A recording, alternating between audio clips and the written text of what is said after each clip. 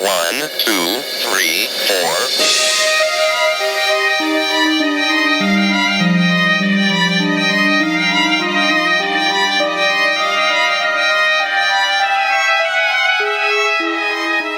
All right.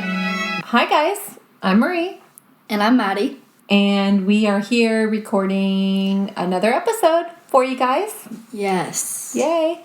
I don't know if you guys can hear the rain outside or not. The torrential downpour. Yeah, just in case you can at any point throughout this recording, we got a bit of a storm brewing out here. Yeah, you know. Trying to be positive. It's fine. Trying to be positive in our... Try to block out my our current situation. All right, so today we're going to be talking about murder on the Appalachian Trail. So, for those of you that don't know, the AT, or the Appalachian Trail, it's national forest land, and it's the longest hiking-only footpath in the world. It's about 2,190 miles, and it goes from Georgia to Maine, or Maine to Georgia, depending on which route you go. It goes through 14 states. Over 3 million people visit this trail every year. Rough numbers indicate that only about 25% of people that set out to hike the entire thing are actually able to complete it. Which, that's a long hike. It's a very long hike. Well, and not only that, but you don't really know what kind of injuries you might sustain. If you have knee or back issues or anything like that. That puts a lot of people out of the game. It does. So injuries puts a lot of people out, and then the mental exhaustion of a long distance hike like that, I think people just underestimate what they're able to handle. Yeah, well, I mean, with our ones we've done that are like 100 miles, a lot of people can't mentally finish those I was hikes. going to say, we actually came across a lot of people that had dropped out or were unable to finish it. Like, were unable to continue to get to their next campsite. Right, so they're like stopped and staying in a hostel that is not, or a refuge that is not on their normal agenda because they couldn't make the extra 10 miles, or they decided that they were going to call it quits. We ran into quite a few people like that, especially during the rainy day that we were out there. So, I mean, it happens. Yeah, so it's a long hike. It's a long way to go. I know when I did Wonderland, it was the same thing. A lot of people did not complete the hike. Great experience, though. But, so today we're going to be talking about some hikers or some backpackers that are on this trail. Today we're going to start with James Jordan. James Jordan, which is not our victim in this case. Right. So, and we'll get into all of that, but we're doing it a little different today. We just want to give a little bit of background on this particular person before we get into the actual crime. Yeah. Okay, so his name is James Jordan. Yeah, James but we're Jordan. going to be referring to him as Jordan through this. Yeah, sorry guys. Sorry for my own confusion here. He was from West Yarmouth. Yarmouth? I think it's Yarmouth, Massachusetts. But it's spelled like Yarmouth? Yarmouth? I don't know. Let us know, you guys. Yeah. West Yarmouth, so however that's pronounced.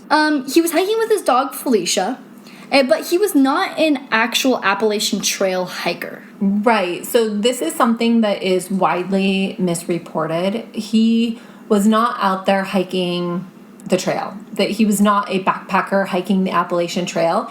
It's reported actually that he missed his train at some point. Yeah. And kind of just ended up on the trail. I think he's just a wanderer. I think he's just going. Yeah, for sure. So not the average backpacker that you would run into on this trail. He doesn't represent backpackers. Or AT hikers or anything like that. So as we're talking about him hiking on the trail, we're not insinuating that he's a part of this community because he really isn't. Yeah. He wasn't there to hike the Appalachian Trail. Right.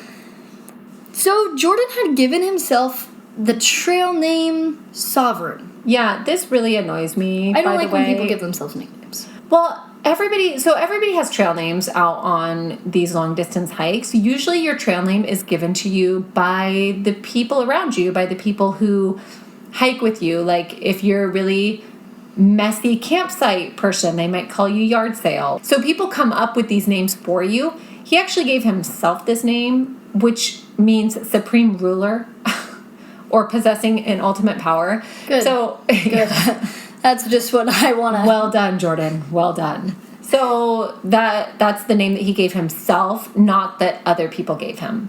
So, like, when you're hiking on trails, things like that will get around because people hike different directions, people hike different distances. So, like, the word would get around. Well, there's the trail logs where people write information down. There's social media platforms is where a lot of information about him was kind of circulating. Yeah, because, like, when you see something that concerns you, like this, you would tell any backpacker that you ran into, hey, watch out. Hey, heads up, Crazy's you're hiking down the towards... way. You're hiking towards crazy over here. Yep. So in April, he had actually threatened several hikers in a shelter in Tennessee. And in this shelter, so the shelter is just basically like a spot where people can stop to sleep or to get out of the rain or whatever it might be. And it was a really cold day, and I think it might have been raining that day, or it was just really cold. I can't remember. But these hikers had basically stopped at this shelter just to, like, get their gloves on, like, they said have it a was snack. snowing. They said Was it snowing? Okay, so it was really cold either way. So they had stopped there just to get some reprieve from the weather, and Jordan had been in this shelter and was being very possessive about the shelter, saying that he was staying there, and which clearly, since he doesn't know how the shelters work, he's not an experienced. Right. Shelter doesn't belong to anybody, you guys. Yeah. He was brandishing a knife at the time. He actually chased them with a shovel at one point. He was burning the logbook in the shelter, which maybe it said something about him. I mean, who knows what drove him? Why maybe he was cold. He might have just been trying to start a fire. I'm not really sure. He threatened to kill them. They did report him when they got to their hostel. I think it was like a day later or a couple days later. Yeah. I can't even imagine. I mean, he is the sovereign. He holds the ultimate power over the shelters. Over everyone, apparently. They were very concerned about him at this point. Like, they... if a man threatened me with a shovel, I'd also be concerned. Well, not only that, but they said that he was definitely mentally unstable. Like, they could tell there was something wrong with him. It wasn't just that he was mean or that he was dangerous. Like, they really thought there was something wrong with him. I was going to say, I've run into several mean people on hikes. Yeah. Cat lady here. We'll talk about that in another chat. Okay, so one hiker had reported that Jordan said, in quotes, "It's going to be a bad day on the trail for hikers." Yeah, that's concerning. Which this also concerned police. When they heard this, they were like, we should probably find this guy. Yeah. So they deployed deputies, and they were actually unable to locate Jordan. Yeah. So authorities in North Carolina observed him a day or so later, but since there was no warrant, they didn't detain him. Yeah, and I'm assuming that this just means that he wasn't in the system as somebody that they were looking for, or when they pulled him up, or if he gave them a fake name. I mean, we don't really know exactly what happened here, but he wasn't connected at that point. So on April 21st, hikers reported that Jordan was behaving strangely at a trailhead and asking hikers for the password to get on the trail. Crazy. Okay, just so y'all know out there, there's no password to get on the trail. Oh, someone asks you what the password are, I'd just walk away. Yeah, maybe avoid that person. So also that concerned hikers. Once again. Yeah. So on April 22nd, Jordan had appeared at a road crossing where the trail angels were handing out food to thru hikers. Which, by the way, you guys, trail angels are people who basically are like out looking out for hikers and backpackers. So yeah. Like when we've experienced them multiple times, I think Wonderland was where we saw it the most actually. And that on that particular hike, anytime we came into an actual area where there was a campsite, so like White River had actual campers there, like people in their motorhomes, people, normal families, tent camping. And there was like a special section for the backpackers.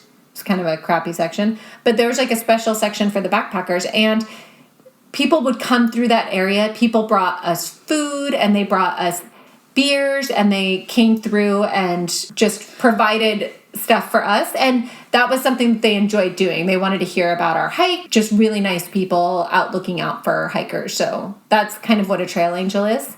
So these were people that were just out handing out food because, things like fresh fruit, things that you don't normally get when hiking. Things that backpackers, long distance through backpackers don't have. Right. So that's what these people were out doing. I feel like if I was just chilling, camping somewhere like this and I saw some through backpackers, I'd be like, oh my God, you want my fresh fruit? Because I know you haven't tasted it in so long. It's funny, when we got to White River, it was day 6 for us on the trail, and we were in the bathroom. They have one bathroom that has like paper towels and soap. The rest do not. So we found that one bathroom, and we were like in there, like kind of trying to like wash up just a little bit.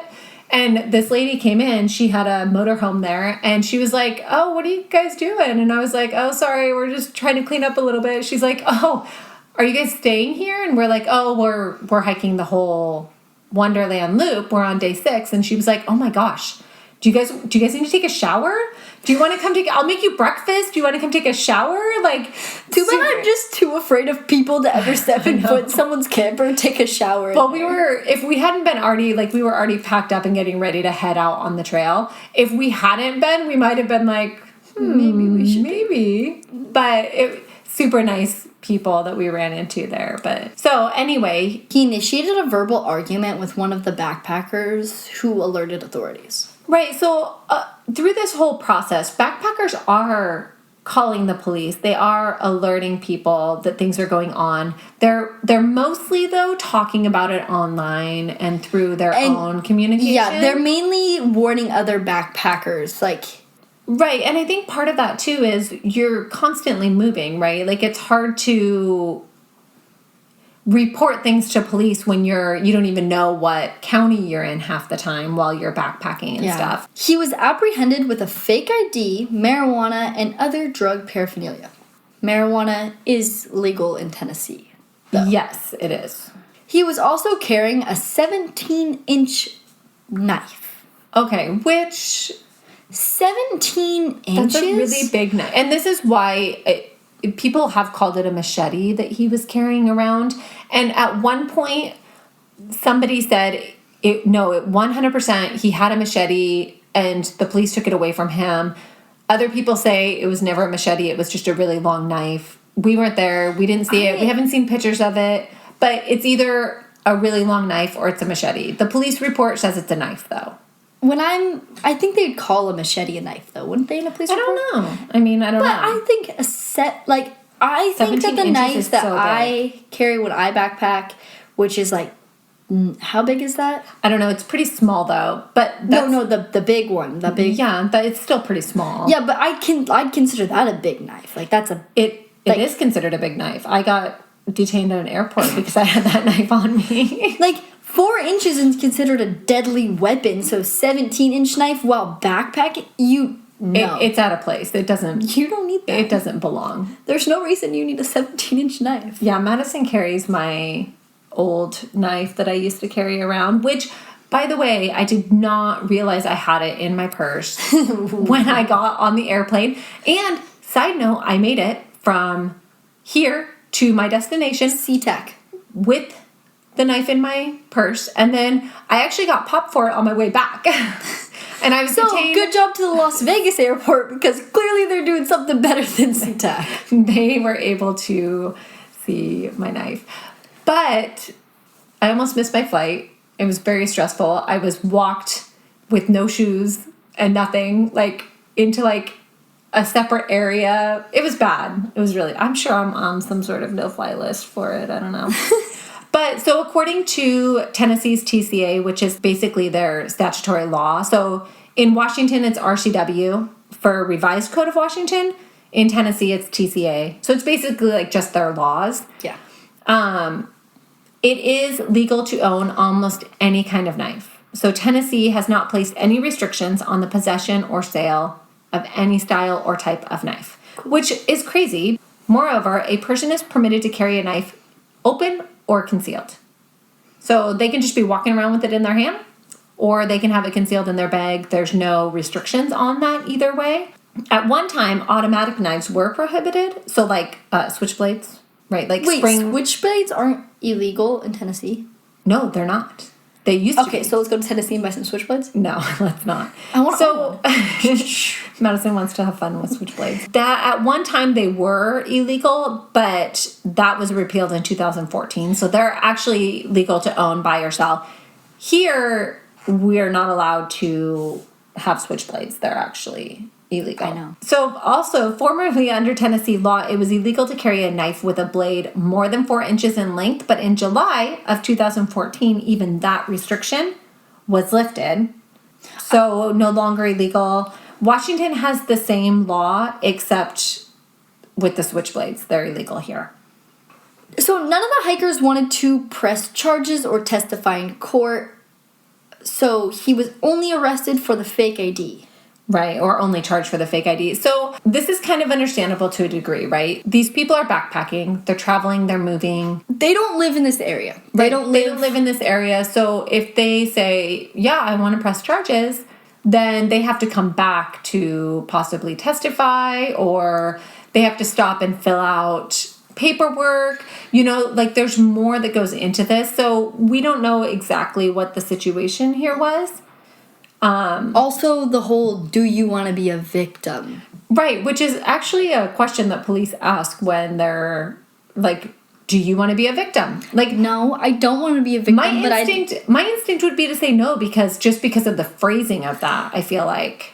Okay, so he pled guilty to the drug possessions, public intoxication, and criminal impersonation. Right, so criminal impersonation in the first degree, which is a Class C felony, by the way, is most likely because of the fake ID. So if you have a fake ID or you're giving a fake name, that is criminal impersonation. Criminal impersonation in the second degree would be like impersonating an officer or something like that.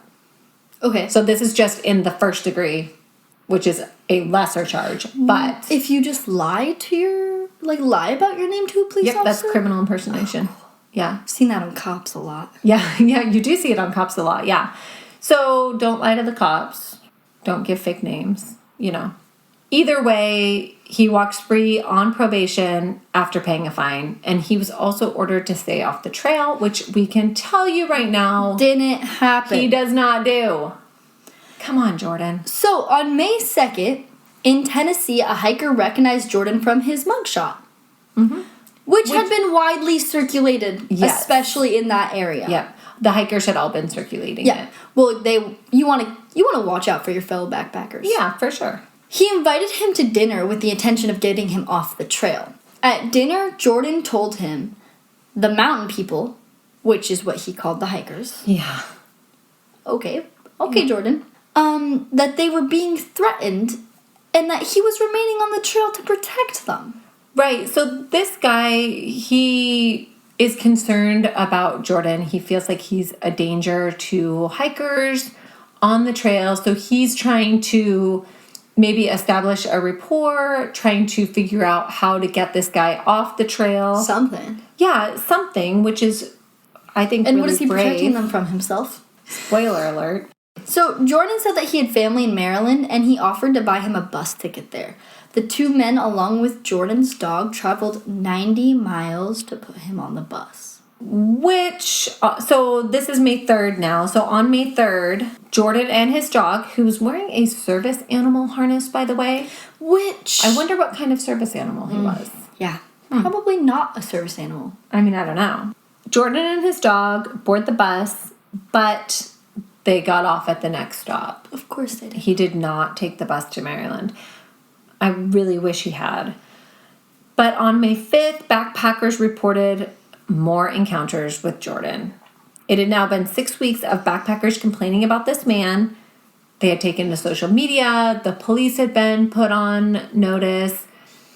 How can't anyone stop this man? I don't know. So one couple had been posting on YouTube. They actually posted their whole journey through the Appalachian Trail on YouTube. We watched a bunch of it, but I'll try to put a link to it somewhere or post it somewhere. So in the video that the couple posted about Jordan, they had described running into him and that he was hiking with a dog that he had picked up on the trail. Right, so he actually had 2 dogs with him now. At this point, he has 2 dogs. He has the dog with the service animal Felicia. vest. Yep. And then he now also has a husky Yes. that he picked up, I'm doing quotes, along the trail. Yeah. So somebody's missing their husky. Someone's missing their dog. Yeah. So the couple said that they had heard the dog yelp, and the man tell the animal, in quotes, "It's your fault I had to punch you because you showed your teeth at me." I'm sorry. Anyone who can treat an animal badly, It's just a matter of time before you kill a person.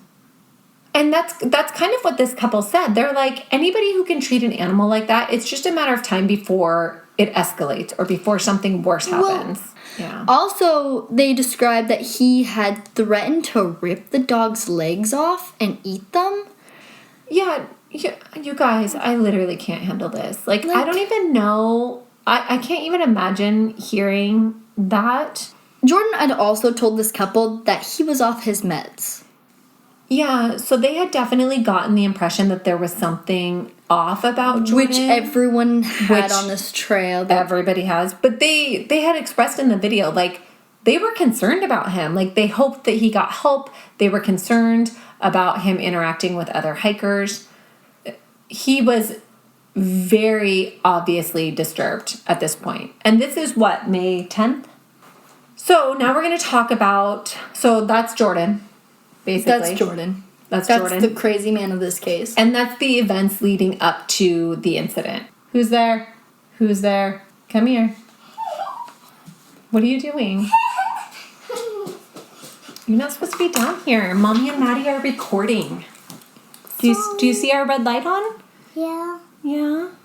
Does that mean you're recording? That means we're recording. Okay. Right? So now we're going to switch gears and we're going to talk about a couple other hikers that were out that day. So we've got Ron Sanchez Jr., who's 43 years old. He's from Oklahoma and he's an Army veteran. He served 3 tours in Iraq, you guys. 3. That's a lot. Which is amazing. He was actually a combat engineer. He had struggled with depression and even the ability to leave his house. He had gained weight and felt himself slipping even further into depression. So he decided that he had to turn things around. So he became involved in the VA. For veterans, yep. He was in a cycling group. He showed horses. He was also on a dragon boat racing team. Which I have done. It's a lot of fun, you guys. So I was lead row. Basically a dragon boat, if you haven't seen one, it's like a really long, skinny boat. You sit 2 and 2, or 1 and 1, I mean. So there's 2 people in each row. So 1 and 1, and the idea behind dragon boat racing is it's a very structured, disciplined thing. Like you have to all hit the water at the same time. That's what gets you your speed. So there's a person at the front of the boat who's beating on a drum, and their drum beat is to the front rower's cadence. Like every time their paddle hits the water, they're beating the drum. So even the people in the back of the boat know when their paddle should be hitting the water. I played on a playground. Madison was stuck on the playground with the kids while I practiced. I was one of the kids then. You were one of the kids then. It was really a cool experience, though. I loved it. I did it for a few years. It was a lot of fun. But it's one of those things that would have been good for him. Like, it's a good, structured activity. Okay, so he was described as thoughtful, giving, and shy. Hiking helped with his depression and his PTSD that he had had. So he had actually talked to people at the VA, and he had agreed to participate in a neurological study. So how long-distance hiking helped with recovery from PTSD.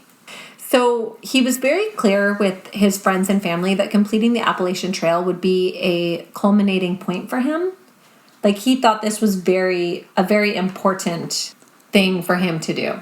Yeah. Which makes sense. I mean, it's a great way to clear your head. Hiking in general is.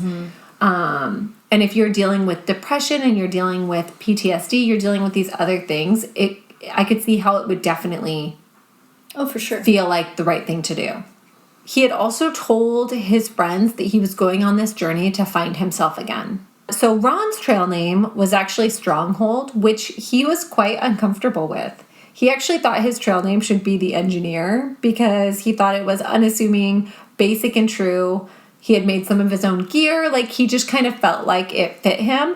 But the people that he hiked with and the people around him wanted his name to be Stronghold. And it just kind of stuck. After about 100 miles, his knees started to bother him, and he decided to take a break from the trail. So he ended up stopping in Franklin, North Carolina, and ended up at the Gooder Grove Adventure Hostel. Yeah, that's a mouthful. Mouthful. The owner gave him free board to heal up in exchange for work around the hostel. Which... That's a good deal. That's a good deal. Yeah. He spent about 2 weeks there. The owner, Colin, said that he became good friends and even made plans to meet up when Ron had more time and had finished his hike. Colin described him as a sweet, compassionate man and said that he had a super good soul. So after about 466 miles, in April, he decided to call it quits. He called his girlfriend to come and pick him up, but after 5 days, he had changed his mind and already wanted to go back.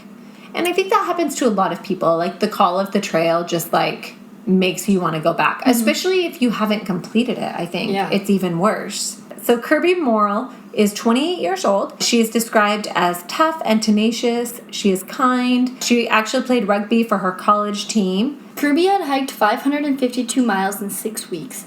Her trail family had called her Took, a moniker she acquired from her American hiking companions due to her use of Canadian words for stocking cap. So that must be the Canadian word for stocking cap? I guess so. I don't know. Canadians have very strange words that they use for things. They probably think the same thing about us. No, they do. They do. They have a weird name for sweatshirts. It's like bunny snuggles or something is what they call hoodies. What? Yep. No. Yep. No. Yes. Yeah. All right, Canada, let us know. We have Canadian listeners. We want to know what's going on. Is that a real thing? I don't know. I know Canadian, and she said maybe you just know what we're her Canadian. I don't know. I guess. I don't know, man. But I also guess Canadian hot chocolate is supposed to change your life, so... Well, I want to try Canadian hot chocolate, though. I also want to try Canadian hot chocolate because it's supposed to change your life. Canada's pretty close. We could make a day trip out of that. So she had actually seen Jordan from the window of a restaurant that she was in on the day of the incident. So we're back to the day of the incident. She's at a restaurant. She had actually Googled his mugshot to confirm that it was him.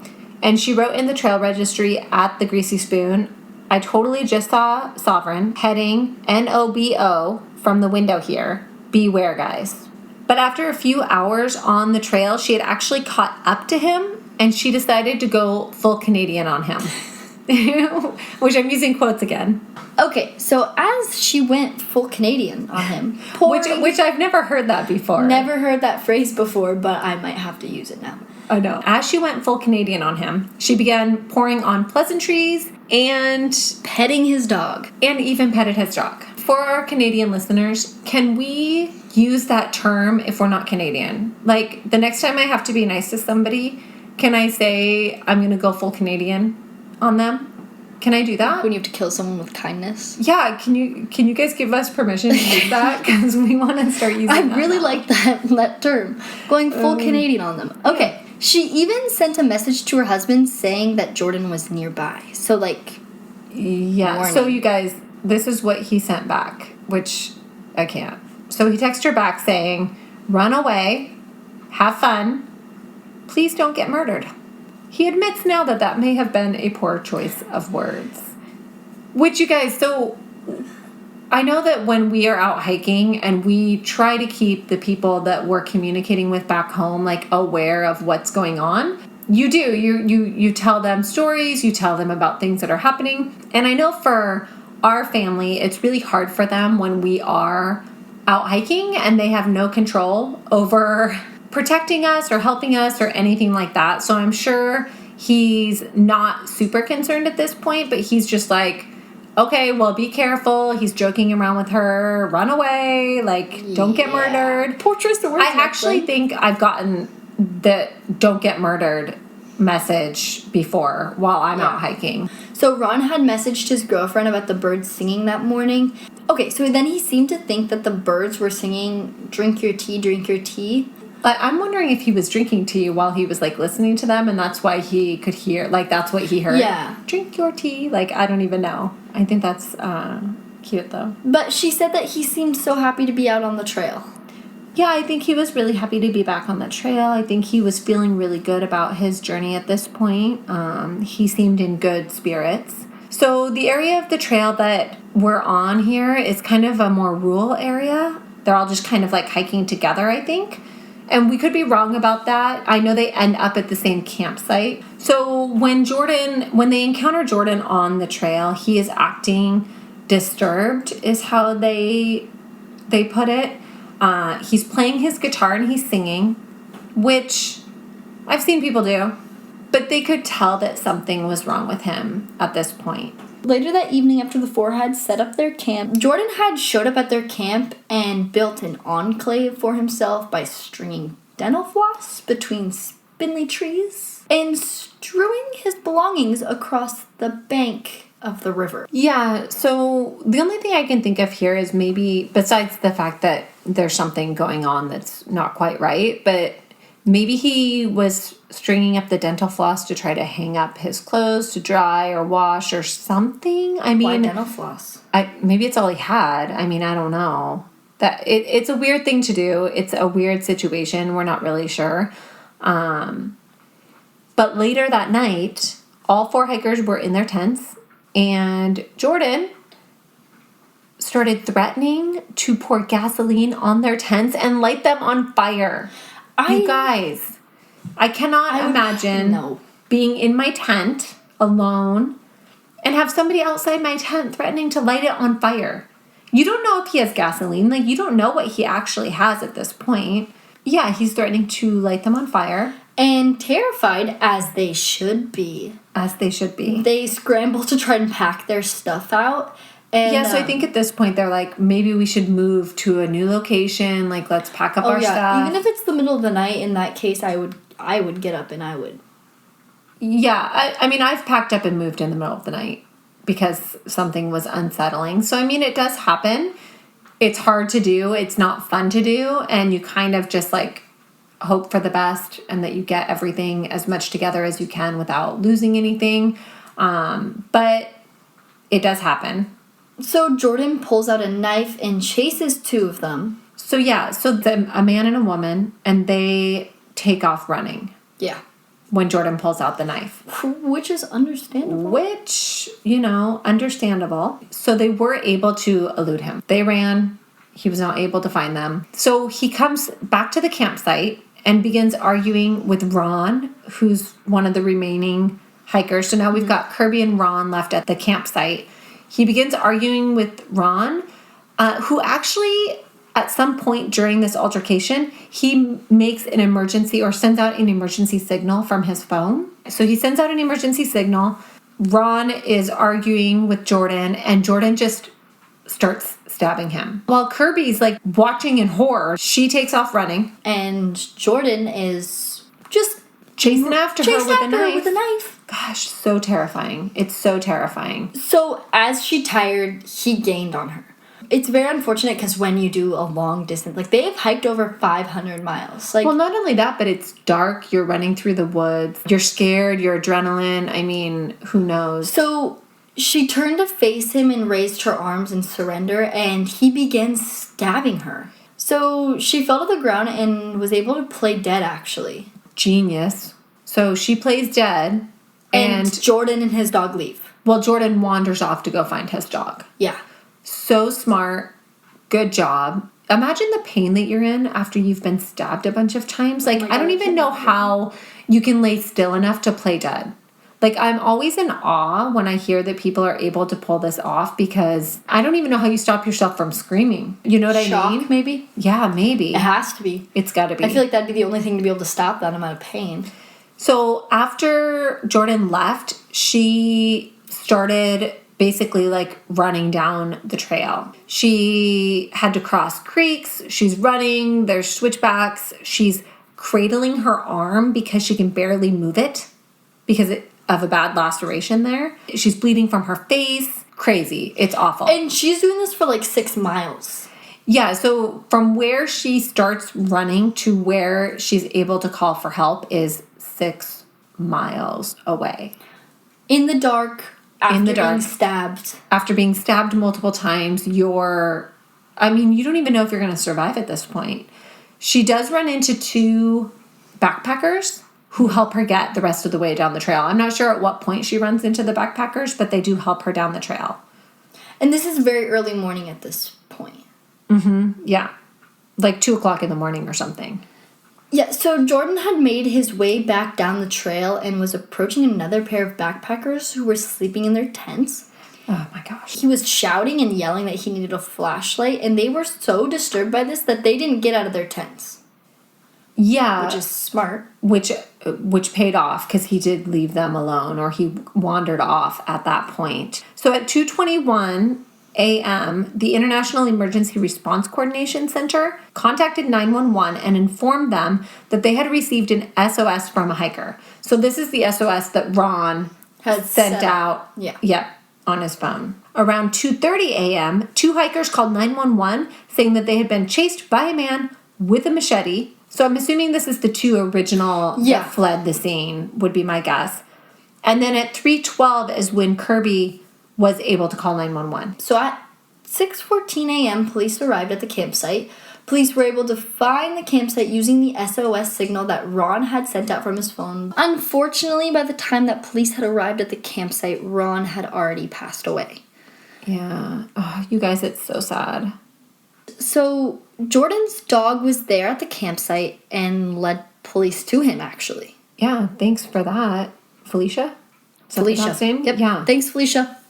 Yeah, maybe even Felicia knew that there was something wrong. Wrong with him. Yeah. Sounds like he threatened his dog all the time, so I would imagine. I know. She's like, guys, get this guy away from me. Get this guy away from me. Yeah. So he was wearing khakis and a plaid shirt. His clothes were all bloody when they arrested him.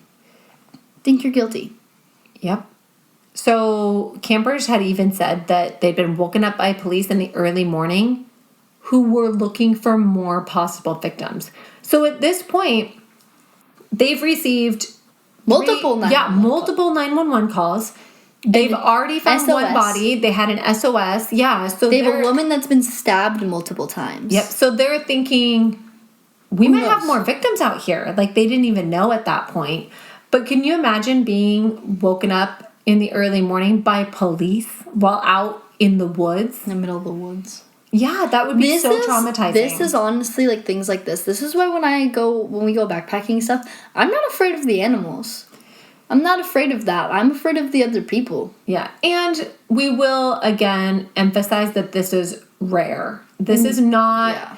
Yeah. He's not a normal backpacker. This is a disturbed individual that ended up on the trail. So, under normal circumstances, I guess, there would be 2 full-time rangers assigned to manage and monitor hikers in this area. But because of reassignments or shortages, I don't know, the trail only had 1 ranger that was on loan from another park. He was assisted by another part-time ranger who were maintaining their own positions already. So it sounds like this area was short of rangers and support that maybe these hikers could have used. So there were a lot of things in this case that were not reported to police, but they were posted on Facebook. Or social media, yeah. Social media somewhere. Which I can see would happen. Like, most people are not 100% comfortable just calling 911 to report a strange guy. Yeah. It kind of makes sense that a lot of people would be posting stuff online, but obviously the police are not monitoring. They're not monitoring social media. They're not checking these things. So, Jordan did have a history of arrest for erratic and aggressive behavior, so that's cool. Yeah, so it went back quite a ways. In June 2013, he was arrested from a McDonald's for disorderly conduct and resisting arrest and trespassing. So when you see the cops at McDonald's, this is what's going on. Yeah, exactly. He also attacked hospital staff, injuring 3 of them. He was charged with assault and battery, disorderly conduct there. 1 day later, he was found naked walking down the street at 5:15 p.m. and he was charged with open and gross lewdness and being disorderly. So that's a lot of disorderly in 2013. Yeah, and why does everyone who's like crazy just walk around naked everywhere? I don't know. Leave your That's clothes a common on. theme. Leave That's your a clothes common on. theme here. Yeah. Okay, in the third incident that month, he was found wandering down the street at 1 a.m., staggering shirtless, carrying a rubber ball. Maybe he was going to play dodgeball. I mean, if I'm going to wander around the streets without my shirt on at 1 a.m., then I want to play dodgeball. Maybe he was playing kickball. Maybe. I don't know. All we don't things know. that involve a big rubber ball. Yeah, we don't know. Oh, he ends up back at McDonald's. Okay, yeah, so he ends up back at McDonald's, cornered by police, and they used pepper spray on him. Yeah, which I don't know if anybody out there has been sprayed with pepper spray. It's not fun. I'd be on the ground. It's not fun at all. But when somebody who is struggling from drugs or mental illness, a lot of times pepper spray will not even affect them. So when the police cornered him at McDonald's, he was already sweating profusely, yelling incoherently, and pacing back and forth while flexing his muscles. Sun's out, guns out? I don't know. It's not sunny out. Underneath the put your golden shirt arches on. where the sun is the sun out? Jeez Louise. So he's probably on drugs or he's suffering from like some sort of mental break at this time. Something is not right. Because you don't just pace back and forth shirtless, yelling and flexing your muscles at 1 a.m. at a McDonald's. No, I don't. Those aren't my nightly activities. I don't know about anyone not else. mine either. So on June 10th, 2013, he was found competent and placed on probation. In 2014, he stopped contacting his probation officer and a warrant was issued for his arrest. In 2016, he contacted the courts and the warrant was canceled. Cool. A week later, another warrant was issued when he had failed to comply with the rules of his probation again. Shocking. So it appears that the warrant's still active? Yeah, I guess? I think so. I mean, I don't know. So But then why wasn't he arrested? I don't know, different state. Maybe it didn't show up. That was loud. Yeah. Phoenix is so loud, you guys. She's so loud. Okay, so in June 2016, Jordan was arrested in Massachusetts for possession of a stolen vehicle. Not sure what happened with that case. Maybe the charges were dropped. Maybe he... I don't know. Did he spend time in jail? We don't really know. Obviously, he has a track record. Obviously, things have been leading up to this incident. Okay, so going back to the case. So this happened on national park land. So FBI has ultimate jurisdiction again. So he was charged with murder and assault with the intent to commit murder. Of course, this will be pending a psychiatric evaluation. Naturally. Right. So on July 3rd, Jordan was found incompetent to stand trial and ordered held until he could understand the charges against him. So Kirby, you guys, had over 40 lacerations and had been stabbed 9 times. One laceration on her face had sliced all the way to the bone. Jesus. You guys, I can't even. This woman is amazing. So on May 11th, she actually had to call her husband and say that she had been stabbed 9 times. She confessed that all she could think about was finishing her 1,600 miles. So even while she's in the hospital, she is feeling anxious about being able to finish her hike. I feel like that would be me. I feel like I would feel the same way. I'd be mad that I couldn't keep hiking. Yeah, that I couldn't keep hiking 100%. Okay, so she went to work right away on her physical therapy, which isn't surprising since all she wants to do is get back out and hike. Mm-hmm. Yeah. So she learned an extensive battery of exercises meant to stretch and strengthen her right arm, where the radial nerve had been mangled.